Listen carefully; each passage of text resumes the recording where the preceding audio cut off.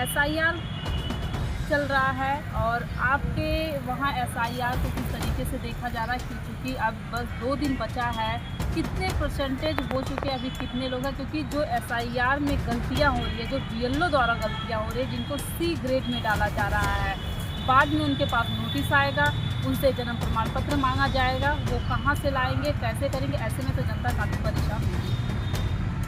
आपकी बात सही है। एसआईआर का कार्यक्रम पूरे जोर शोर से लगा हुआ है और ये धन्यवाद है चुनाव आयोग को, जिन्होंने समय को बढ़ाया।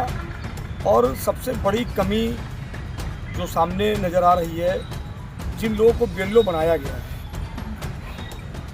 उन पे बिना ट्रेनिंग का है, और बहुत ऐसे बीएलओ हैं जो मोबाइल को नहीं चला पा रही हैं, आंगनबाड़ी की हैं, कोई किसी विभाग का है।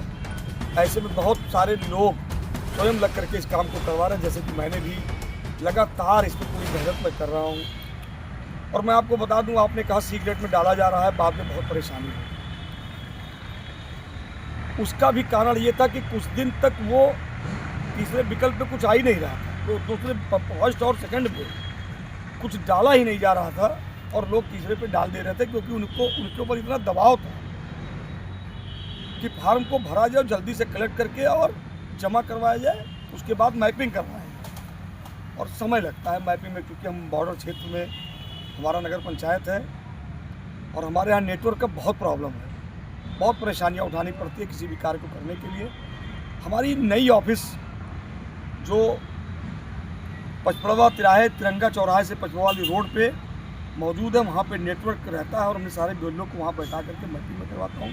मैंने अपने 10 कर्मचारियों को लगातार इस कार्य के लिए लगाया हूँ और मैपिंग हो रहा है। मैं आपको विश्वास के साथ कह सकता हूँ, शिफ्टेड, मृत्यु और फार्म बहुत लोगों का भी नहीं आया है, उसको ले करके 95% हमारे यहाँ कार्य पूर्ण हो चुका है, 5% बाकी है।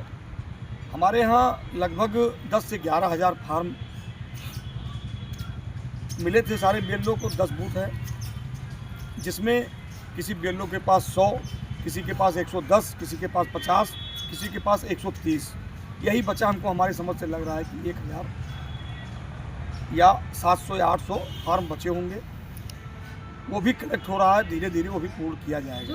जो बेटियां नेपाल में जिनकी शादी अब इंडिया में हो गई है, उनको नागरिकता कैसे दिलाया जा रहा है? क्योंकि उनका तो जो जन्म प्रमाण पत्र है वो तो उनके मम्मी पापा नेपाल के हैं, ऐसे में उनकी बेटी की शादी इंडिया में हो गई है, तो उसको लेकर काफ़ी दिक्कत है। तो फिर उन लोगों को किस तरीके से देखा जाए? राज्य आयोग के हिसाब से तो जो व्यक्ति हमारे यहाँ का 6 महीने लगातार का निवासी हो गया है, उसको हम लोग प्रमाण पत्र देते हैं। ऐसे में उनका एसआईआर में नाम बढ़ना चाहिए। अगर किन्हीं कारणों से नहीं बढ़ रहा है तो इसके लिए हम इस बात को लेकर के अपने जिलाधिकारी महोदय से, कमिश्नर साहब से और माननीय मुख्यमंत्री जी को भी पत्राचार से सूचित करवाएंगे और चुनाव आयोग से भी इस पर विधिक राय लेंगे कि इस पर हम लोग क्या किया जा सकता है। और मैं पूरे विश्वास के साथ कह सकता हूँ, कोई भी परिवार वोट डालने से वंचित नहीं रहेगा और कोई भी गलत परिवार शामिल नहीं होगा। तो ये थे हमारे साथ बातचीत करने के लिए बरनी के चेयरमैन सुनील अग्रही, जिनका कहना है जो एसआईआर का फार्म भरा जा रहा है, जो बीएलओ को बिना ट्रेनिंग के लिए उन्हें बैठा दिया गया है, जिन्हें मोबाइल नहीं चलाने आ रहा है, उनसे एसआईआर का फॉर्म भराया जा रहा है, तो कहीं ना कहीं तो गलतियाँ तो चूक होंगी और उस चूक को जनता स्वयं भुगतेगी। तो ऐसे खबरों को देखने के लिए हमारे चैनल पर जुड़े रहे। सिद्धार्थनगर से रेखा वरुण।